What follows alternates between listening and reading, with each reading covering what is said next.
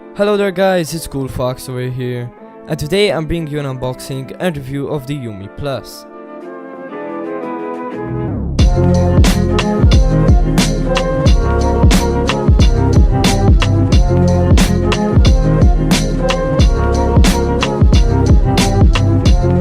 Before we begin, I would really appreciate it if you subscribe, as we are trying to hit 500 subscribers by the end of the year, and I would appreciate the support of each and every one of you.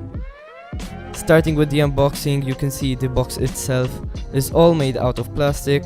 On the top we have the phone itself, and under the phone tray we can find some paperwork including the manual. Other than that, you have the fast charger and the cable, which is nicely pegged with some plastic pegs. Taking a quick look at the manual, you can see that you have a few diagrams of the phone including the specifications. This phone comes in grey or gold, Android 6.0, which you can upgrade to 7.0 as you will see later on in the video. The Helio P10 processor, which is also known as the MTK6755. The Mali T860 GPU, 4GB of RAM, 32GB of ROM, a 4000 mAh battery, and a front fingerprint sensor. The display is a 5.5-inch IPS 1080p screen made by Sharp and has 441 pixels per inch. The charger is pretty hefty and is supposed to be a fast charger.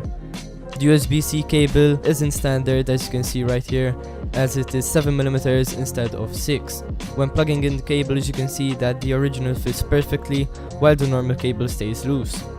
The screen to body ratio is average and it gets scratched very easily.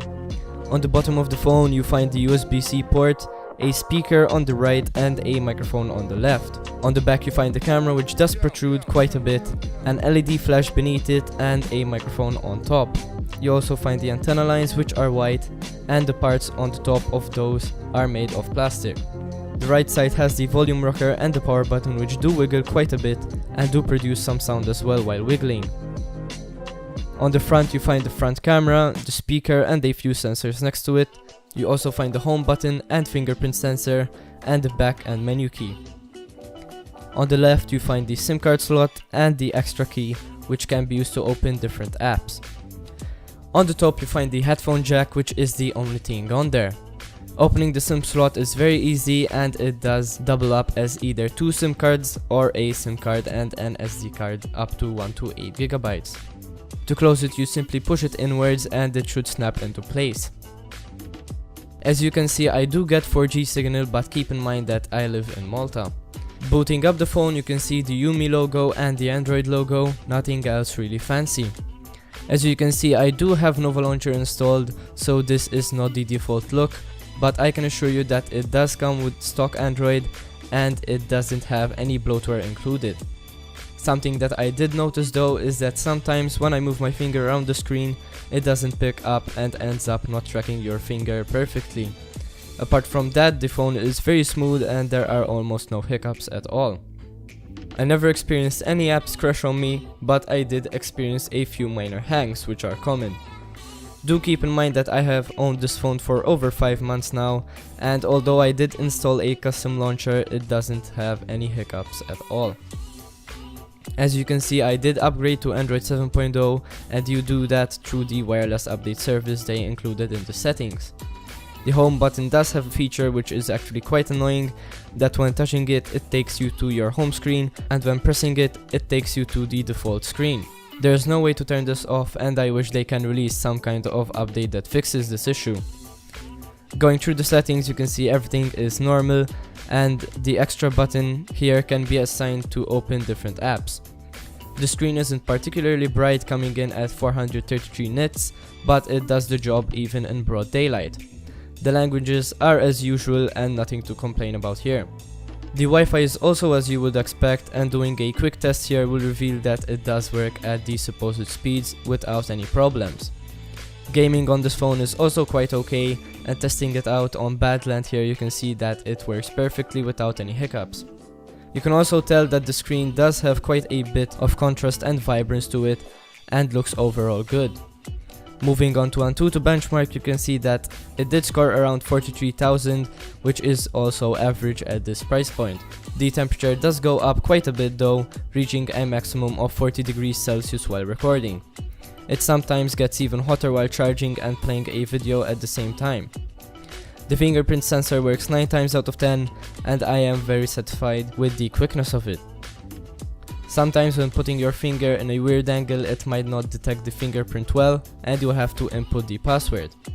Once it actually opened up to my brother's fingerprint, although that was a one-off and probably because the sensor was dirty from some smudges or previous fingerprints. Taking a look at CPU X, you can see that it does work at the given specs inside the manual and that they did not lie about them. The only thing that they do lie about in the settings is the ROM and RAM. For some reason they show that it has exactly 4GB of RAM and exactly 32GB of storage, which is almost impossible as almost every phone will have a slight variation from that number. I see this as pretty scummy, but at least it doesn't take away from the overall experience. Taking a look at some other scores, this time from Geekbench, it is actually very disappointing. It only scores 535 on the single core and 1501 on the multi-score. This is pretty bad considering that the Verni Tor E, which goes for around $100, scored way more and has the MTK 6753, which is an older generation CPU, and should be less capable of the one present on this phone.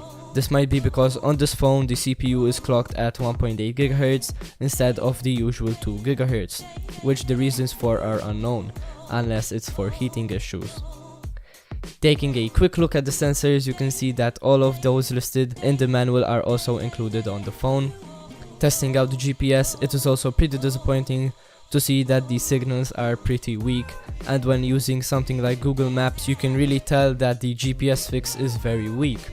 It struggles to pinpoint where you are, which I do find as a bit shameful.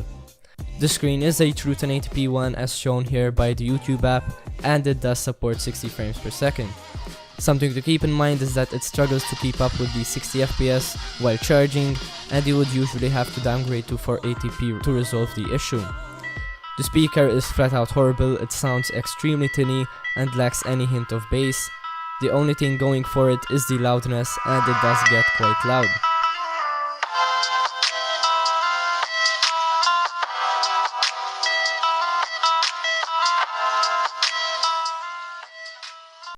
Looking at some pictures taken on the Umi Plus, you can easily tell that it does have a very capable camera, although it is not that vibrant and lacks a bit in contrast too.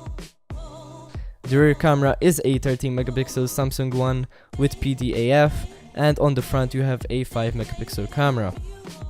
Panorama shots are also very good, although since it lacks in contrast, it does sometimes end up having a few parts of the photo with different contrast. You can also get some lens flare if you are a fan of it, and the front camera isn't that special, but it does take okay quality video. The back camera is a lot better than the front, and when zooming in, when in good lighting conditions, you do not lose a lot of detail and grain wouldn't be as noticeable. A quick note to keep in mind is that the camera isn't really that good in low lighting conditions and will look very smudged up on the preview screen. I hope you enjoyed this video, guys. If you did, please leave a like and subscribe for more content. This was CoolFox and I'm out. Peace.